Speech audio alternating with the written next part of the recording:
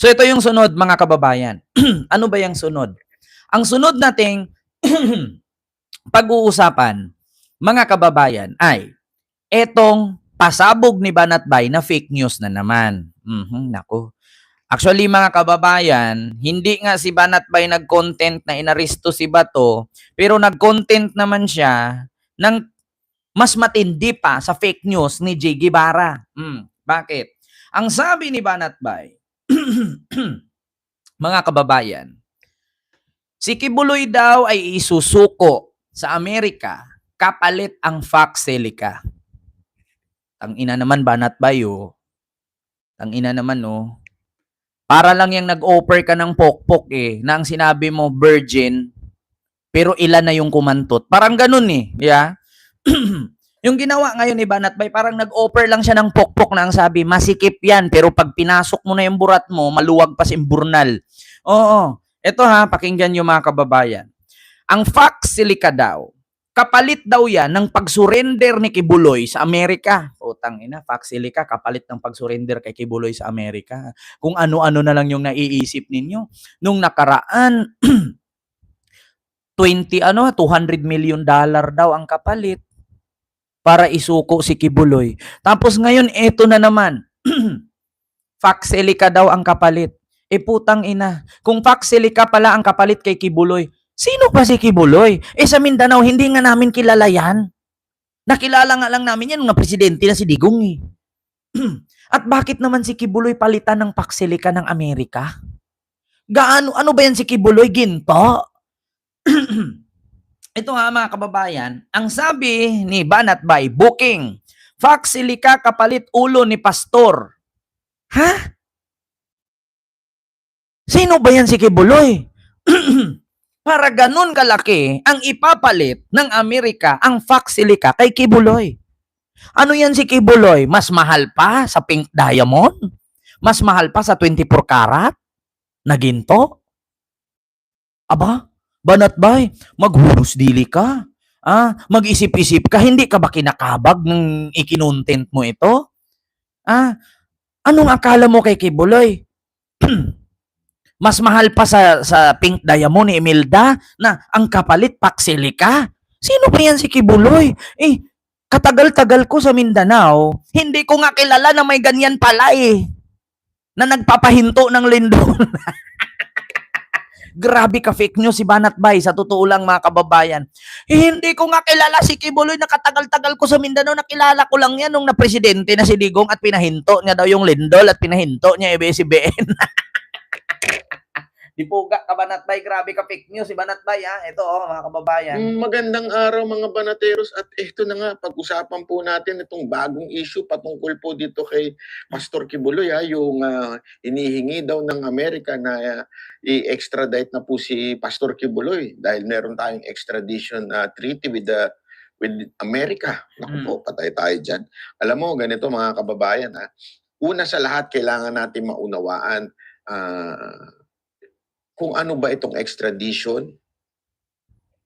Banatbay, ipatanggal mo muna yung itim-itim na tartar sa ngipin mo bago ka mag-content. Kitang-kita nagkukulay berde, nilulumot na yung baba ng ngipin mo. Yung dito niya, nilulumot na. Nilulumot na yung itim dito na tartar sa ngipin mo, Banatbay. Patanggal mo yan. Oo, kadami-dami mong views. 98,000 3 days ago. Tapos, yung tartar mo sa ngipin, hindi mo matanggal. Diyos ko, nakakahiya. Ang ibig sabihin yan. Pangalawa, yung dahilan kung bakit gustong i-extradite agad-agad si Pastor. Bakit? At pangatlo, yung timing. Napaka-importante po niyan kasi alam niyo naman mga kababayan, sa Pilipinas ngayon, napakaraming isyong pampolitika. At hindi lang pampolitika, maging ang ating mga kababayan ay hirap na sa buhay at talaga nga namang kaliwat kanan ang nangyayari na kung saan lumalabas ang kapalpakan ng gobyerno. Kaya pag-uusap. Tama yan, lumalabas ang kapalpakan ng gobyerno ni Digong kasi lahat ng paghihirap ng Pilipino ngayon, lahat proyekto ni Digong. Tama yan, kapalpakan ng gobyerno ni Digong lumalabas. Sabi nga ni Diskaya, 2016 onward eh. Diba? natin ngayon yan. Alam nyo kasi ganito yan, ha? Unahin natin yung ano ba ibig sabihin ng extradition o extradite o ano ba ibig sabihin ng extradition. Ang ibig sabihin ng extradition, yan yung namulestya ka ng mga kababaihan sa Amerika, kaya ka kinuha ng government ng Amerika kasi marami kang na-damage doon. Maraming nasyampuhan ng Palmolive, maraming nalusyonan ng Jergens, maraming binuksan ang botones, kaya ka nagkaroon ng extradition. Yun ang ibig sabihin, Banatbay. Ng Pilipinas sa Amerika. Alam nyo, to be clear, we have to go back to the law. Kailangan yung batas ang ating pag-usapan dito. Kasi napaka-importante na itong extradition ay maunawaan natin. At yan po ay kinlaro mismo ng Supreme Court. Ngayong 2025, naglabas po sila, ay last year pala, sorry, 2026 na pala ngayon. Naglabas po sila ng pamantayan tungkol po dito sa extradition treaty natin sa ibang bansa. Hindi po ito particular kay Pastor Kibuloy o kay Pangulong Duterte, pero ito po ay guidelines. Kasi sabi nga nung iba, nung nilabas daw ito, dahil nga po doon sa mga question patungkol kay Pangulong Duterte sa ICC. Although, hindi naman po extradition ang ginawa kay Pangulong Duterte. Kidnapping po ang ginawa kay Pangulong Duterte. Mali ka na naman, Banatbay. Ayan na naman tayo sa sinabing kidnapping. Saan ka nakakita ng kinidnap na halos araw-araw pwedeng dalawin ng anak? Mali. Ang ginawa kay Duterte ay surrender. Pangalawa, mga kababayan, meron po kasing nilabas ang Supreme Court ng rules na bawal isuko, isurrender ang isang Pilipino na kagawa ng krimen sa ibang bansa. Lalong-lalo na kung may kasunduan ang bansa at bawat bansa. Una, halimbawa, ang Pilipinas may kasunduan sa Netherlands na kung sakali man makagawa ng krimen ang isang Pilipino sa Netherlands ay hindi po pwedeng kunin ang Netherlands at doon ipakulong. Kailangan litisin muna sa Pilipinas at sinang-ayunan ng Korte ng Pilipinas na i-surrender siya sa Netherlands, nasa korte na yon. So yun po ang tinatawag na extradition. Pero ang sakit kasi ni Digong, hindi po ganon. Ang ICC is hindi country. Ang ICC is a International Criminal Court. Hindi po siya bansa. So ang tawag po sa ginawa kay Digong ay surrender. Hindi siya extradition. Banatbay, wag mong linlangin ang mga nanonood sa'yo kasi alam naman namin na mga fake news kayo, wag nyo nang dagdagan. Dadami ang bobo kapag yan ang ipapairal mo. Hindi ganun, Banatbay. Mali ang explanation mo. Kinaklaro ko lang. Continue. At hindi na makailam ang Supreme Court doon dahil na andun na po, wala na po sa jurisdiction natin. Magmumukha lang tayong incompetent kung maglabas pa ang Supreme Court kasi hindi naman natin mababawi. Pero gayon pa man, ayun na nga, Banatbay. Paano nga ba mababawi kung hindi ba naman tanga yung idol mong karton? Tinanggal niya ang Pilipinas sa pagiging miyembro ng ICC. Ngayon, paano siya ibalik ng ICC kung hindi na tayo miyembro? Alam ni Digong yan. Si Digong lang din ang naglagay sa kapahamakan niya. Kung hindi niya tinanggal ang Pilipinas sa pagiging miyembro ng ICC, edi sana ang bilis-bilis lang ng ICC, ipalik siya dito. Paano nga siya ibalik ng ICC kung tinanggal nga niya? Ngayon, pipilitin niyo si Marcos na ibalik. Sino bang nagtanggal? Diba? So, kasalanan naman ni Marcos kung bakit hindi makauwi si Digong. Kasalanan ni Digong yan. Bakit? Bakit niya kasi tinanggal ang Pilipinas sa pagiging miyembro ng ICC? Para saan? Para hindi siya hulihin ng ICC. Pero hindi niya iniisip na piskal ako, mayor ako, presidente ako, na may Interpol.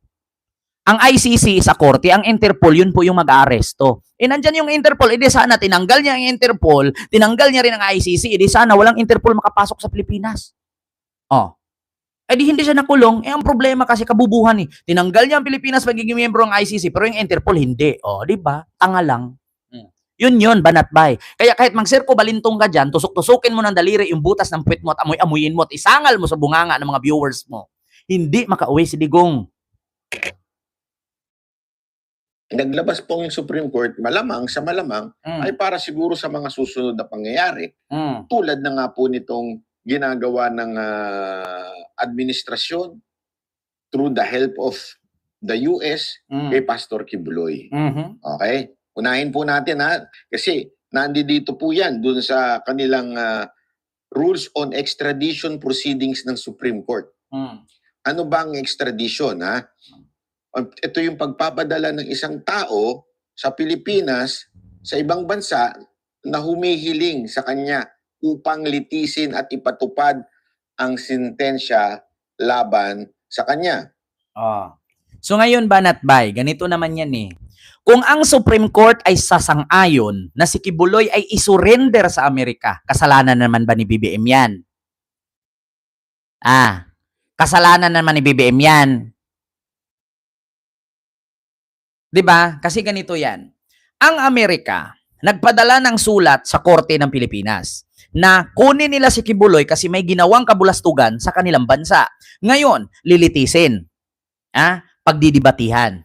Ngayon, kung sasang-ayon ang lahat ng mga mahistrado sa Supreme Court na si Kibuloy ay isinuko, sinong sisihin nyo? Si BBM na naman. Kung yun ang desisyon ng Supreme Court, sasabihin nyo naman, si BBM na naman. Pero kung iisipin ninyo, lahat ng mga trabahante dyan sa Supreme Court o mga mahistrado, puro ka-fraternity ni Digong yan. Tapos sasabihin nyo naman, si BBM na naman. Si BBM na naman. Si BBM na naman. Ultimo, pag hindi pagtanggal ng tartar mo, kasalanan ni BBM. Ultimo, kapag pagkaroon mo ng banlag at pagtabingi ng ulo mo, kasalanan ni BBM. Ultimo, yung hindi ka makatae, kasalanan ni BBM. Ultimo, na hindi makapag-toothbrush, kasalanan ni BBM. Ultimo, hindi makapaglulo, kasalanan ni BBM. Pag pinulikat, kasalanan ni BBM. Pag binaha, kasalanan ni BBM. Pag maraming anak, kasalanan ni BBM. Bakit? Si BBM maripiri habang nagkakantutan kayo? Pagka hindi makakain, kasalanan ni BBM. Kapag kasi Digong mamamatay, kasalanan ni BBM. Kapag kasi Digong nakulong, kasalanan ni BBM. Kapag kasi Kibuloy makulong sa Amerika, kasalanan ni BBM. 2017 pa lang yung kaso na yan. Kay BBM na naman. Putang inang yan. Si BBM hindi na makatulog-tulog. Magbe-birthday pa naman yung mama. Ay, Diyos ko, Banat Bay. Pero ito malinaw. Etong extradition na ito ay number 1. Mismong Supreme Court ang nagsabi ng rules on extradition proceedings ng Supreme Court. Ano sabi? Hindi ito criminal trial. Ibig sabihin, hindi hinahatulan ng Philippine Court na kung guilty o innocent ang tao. Ano ibig sabihin po nun? Hindi porket na extradite, guilty na si pastor. Linawin natin yan Kasi yung iba dyan, alam mo naman, mapanghusga, mga katulad nila Ontiveros, at saka tama naman. Hindi porket isurrender si Kibuloy sa Amerika ay guilty na. Hindi. Doon natin yan malalaman sa Amerika kung guilty siya doon. Pag na-guilty siya doon, sa madaling salita, hindi siya makauwi. Di ba? Hindi talaga guilty si Kibuloy kasi una, pagdidibatihan lang naman yan ng mga mahistrado sa DOJ, sa Supreme Court, or sa Korte Suprema, nasa kanila na yan ng mga mahistrado. Kung, halimbawa, sa 10 mahistrado ng Korte Suprema, 6 dyan ang gusto, 4 dyan ang hindi. So, ibig sabihin, masusuko talaga si Kibuloy sa Amerika. Pero hindi po nangangahulugan na isuko si Kibuloy sa Amerika ay guilty na. Hindi po. Ang Amerika pa, lilitisin pa yan siya pagdating doon. Ngayon, pag na-guilty siya doon sa korte ng Amerika, doon siya sa Alcatraz. Doon siya dadalhin. Kung si Digong sa Dahig, si Kibuloy sa Alcatraz. Iba pang mga irrelevant politician, yung mga galit na galit sa mga Duterte, mamaya i-explain natin kung bakit yung galit nila kay Duterte umaapaw kay Pastor Kibuloy. Okay? Ano natin yan? Ipapaliwanag natin yan. Pero malinaw po dito sa rules on extradition proceedings ng Supreme Court, hindi ho ibig sabihin kung naipadala si Pastor doon ay guilty na po siya. So kung sakali bang ipadala si Pastor Kibuloy doon sa Amerika, kasalanan na naman ni BBM. So kapalit na naman ang Paxilica, ganun ba yon? Paxilica, kapalit ang ulo ni Kibuloy, ganun ba yon? Di ba siya ang nagsabi, mga kababayan? Tandaan ninyo ang sinasabi niya. Hindi porket isinurrender si Kibuloy sa Amerika ay guilty na. Ngayon nagbabasa-basa ka dyan ng rules ng Supreme Court about sa extradition. Pero bakit nilagay mo sa thumbnail mo na Faxilica kapalit ulo ni Kibuloy? O nasaan yung connection ng Faxilica dyan sa sinasabi mong rules and regulation ng Supreme Court sa extradition? Di ba ang layo, Banatbay? Di ba? Ang mga title mo puro clickbait, animal. Kita mo? Puro clickbait ang title mo, Banatbay. Katarantaduhan mo talaga.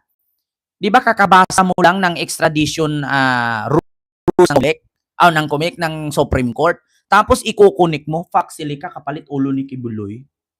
Kita mo yan? Lang ng korte kung legal at pasok sa batas ang treaty extradition request. Okay?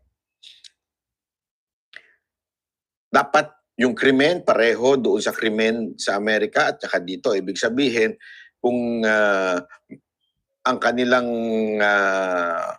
ikinakaso ay hindi mo mabigkas-bigkas kasi ang krimen dito at sa Amerika ay pareho lang. Ang sabi ni Banatbay, sana daw ang krimen na ginawa ni Kibuloy sa Amerika at krimen dito sa Pilipinas ay pareho. Parang wala naman pong ganun.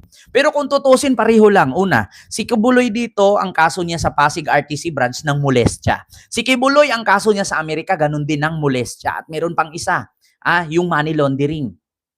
Laundering ba yon? Di ba pareho? Pero wala namang ganun nakalagay sa Banatbay. Saang article mo yan nakuha na kailangan ang kaso ni Kibuloy sa Amerika at kaso sa Pilipinas ay pareho? Banatbay, hindi ganun. Mali ang explanation mo. Kasi kung halimbawa si Kibuloy ay nakagawa ng kasalanan sa Amerika at wala siyang kasalanan sa Pilipinas, kukunin pa rin siya ng Amerika, depende na yan sa desisyon ng Korte Suprema. Nagkataon nga, ang kaso ni Kibuloy sa Pilipinas at kaso sa Amerika pareho eh. Bakit? Mahirap bang bigkasin yung ng rape? din dito. Ibig sabihin, parehong crime yung kaso na yan. Hindi Banatbay, walang ganun. Sinubrahan mo na. Walang ganyan. Naintindihan mo ba yung binasa mo? Ang extradition, hindi nangangahulugan na may kaso ka sa ibang bansa at may kaso ka rin dito. Walang ganun. Ang extradition, kaya ka nga hiniling ng bansa, kung saang bansa ka man nakagawa ng krimen, kunin ka nila kasi doon ka lilitisin. So hindi porket kunin ka nila at lilitisin, may kaso ka rin sa Pilipinas. Walang ganun, Banatbay. Nagkataon lang na may kaso si Kibuloy dito. Banatbay, wag naman ganun. Apakasinungaling mo. Nililinlang mo na naman yung taong nanonood sa'yo. Walang ganun sa Supreme Court rules. Kapag pwedeng may batas sila doon na doon lang yung applicable yung batas dito sa Pilipinas, hindi. Hindi pa pwede yun, dapat pareho. Since yun yung kinakaso nila, parehong-pareho. Alam mo naman, ginaya ng Pilipinas yung sa totoo. Mali, Banatbay. Mali. Ang kaso ni Kibuloy sa Amerika, 2017 pa ata yun, 2014. Correct me if I'm wrong. Ang kaso ni Kibuloy sa Pilipinas, kamakailan lang. Mali. Matagal na yung kaso ni Kibuloy. Hindi lang siya mahuli-huli noon, kaya hindi pumapayag si Digong. Hindi tinanggap ni Digong ang extradition request. Diba? Dismiss na sa Pilipinas yung kaso ni Pastor dati. Kaya lahat ito, scripted to eh. Bakit? Paano hindi ma-dismiss? I-final sa Davao. Powerful si Kibuloy sa Davao. Ikaw ba naman dugtong bituka si Digong? Kung bibigyan lang ni Kibuloy ng private plane si Digong, bura ng kaso niya doon. Diyos ko, Banatbay, wag na nga tayo maging tarantado, Banatbay. Wag na nga tayong maging tanga-tangahan. Ikaw ba naman, baluarte ni Kibuloy ang Davao? Tapos doon kakasuhan. Paano hindi ma-dismiss? Bakit nung ikinaso dyan sa Pasig? Hindi na-dismiss. Kasi wala siyang power dyan eh. Diba? Dismiss na po yung kaso ni Pastor dati. Matagal na sa Pilipinas. Bakit kinasuhan ng bago? Because of this. Okay? Because of this. Di tanungin mo si Boying, kay si Boying ang nagkaso niyan. Bakit hindi mo subukang questionin si Boying? Magdebate kayo. Ilabas mo yung pagiging abogado mo, talunin mo si Boying. Kung ano ang sagot ni Boying, di kalabanin mo, di tumayo kang abogado.